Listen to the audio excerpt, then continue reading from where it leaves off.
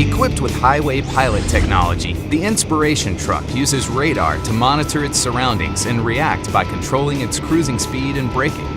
And its camera reads the lane markings to detect the vehicle's position, control the power steering system, and remain in the center of the lane. One advantage of this safety technology is the ability to platoon.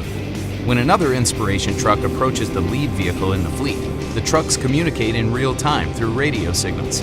The drivers are prompted to engage platooning from their dash displays, and the trucks lock into platoon formation. The vehicles then close the gap to optimize airflow, while ensuring a safe braking response time.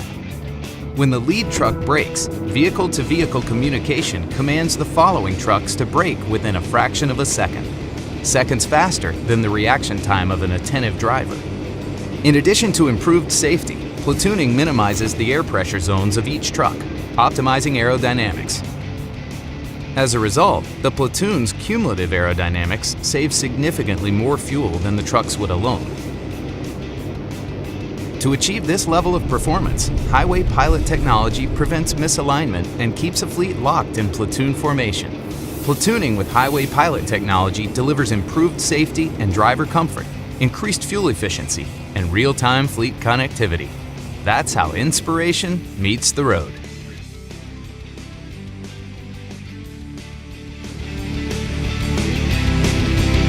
Here it is, the Future Truck 2025 from Daimler. Thanks to a so-called Highway Pilot, this truck drives autonomously on the freeway. The concept vehicle gives a technologically accurate idea about commercial trucking of tomorrow. The aerodynamic design and modern LED lighting that replaces conventional headlights bring the face of this concept vehicle to life. It convincingly combines functionality, efficiency, and emotion. Comparable to an autopilot in a plane, the radar sensors and dual camera system of the Highway Pilot makes autonomous driving possible without relying on other vehicles or any kind of guiding infrastructure. This highly intelligent system relieves the driver from tedious driving as he gains time for other tasks and communication. The intelligent Highway Pilot reacts to a wide range of traffic situations, such as moving over for approaching emergency vehicle. In spite of all this sophisticated technology, it is the driver who remains in charge, and in no way will the Highway Pilot replace the driver. It simply makes this job easier while increasing the overall safety. Because this truck basically drives in an environment where driving is boring, monotonous, not very exciting, the Highway Pilot takes over, and it never gets tired. It's always 100% sharp. It's never angry, it's never distracted. So this is a much safer system. Due to this increased safety, lower fuel consumption, and overall reduction of costs, the Future Truck 2025 fundamentally changes commercial traffic, the job of the truck driver, and the business of commercial trucking. But the question remains, when will you see this truck on the road near you? Obviously, the biggest part for us is to get legislation ready and get a legal environment that allows us to do so. As you know, in Europe, it's right now illegal to drive these vehicles in public roads. We have some states in the United States that already allow that. So in the US, we can, in Arizona, for example, in Nevada, for example, we can already drive these trucks today. And it comes up to who's going to be first. So wherever we're going to have the legal environment that we need, we will introduce that technology.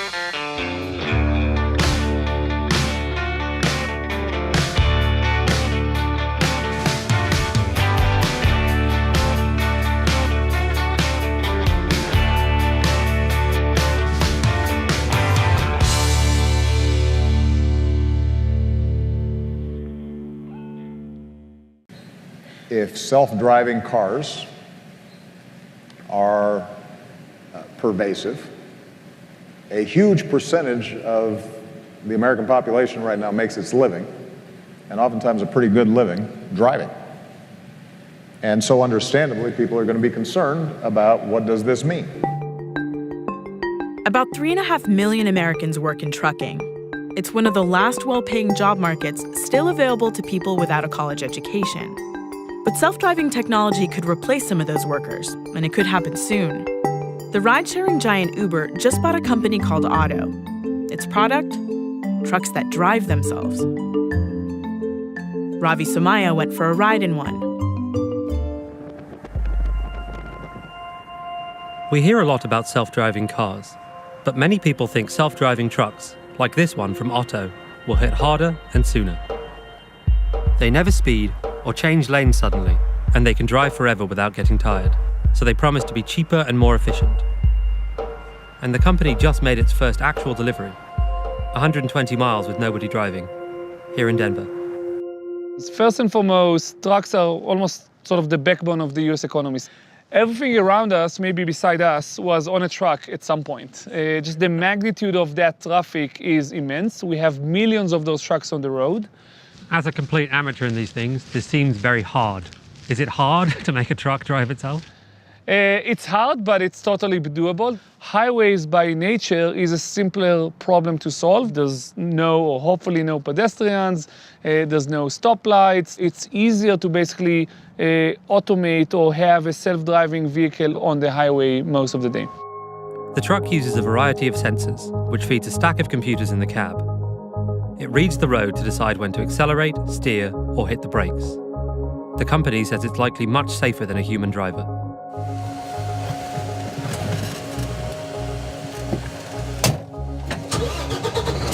We went out on a test run with a veteran test driver, Walt, to see how it worked. So Walt, tell me what's going to happen when you go autonomous. What's the process? The process is right now, Jake is getting the software ready to make sure everything's good to go and it's operating appropriately. And then essentially, I'm checking the traffic to make sure that there's nothing crazy going on behind or to the side of me, just in case. And then it's as simple as pressing the button. And once you've engaged that, the sensors on the front of the truck are doing the same job that you would ordinarily be doing. They're keeping an eye on the road, they're making sure the truck is going the right speed, they're braking for any obstacles, all that kind of stuff. Correct. So you've been replaced by, 3 LiDARs, a GPS, a camera, and a radar. Correct. How's that make you feel? It feels great, because then I'll be able to go on a hike later. How are we doing, Jake? Ready to go? You good? There we go. And we're engaged. Wow. And you can get out to the seat now? I can get out of the seat right now. All right.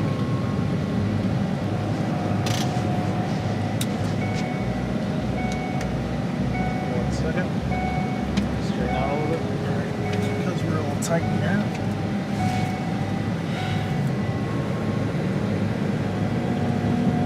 All right, so we're now in a truck with no driver whatsoever. The truck seems pretty comfortable, except I don't think it understands that the seatbelt is off because no one's in the seat.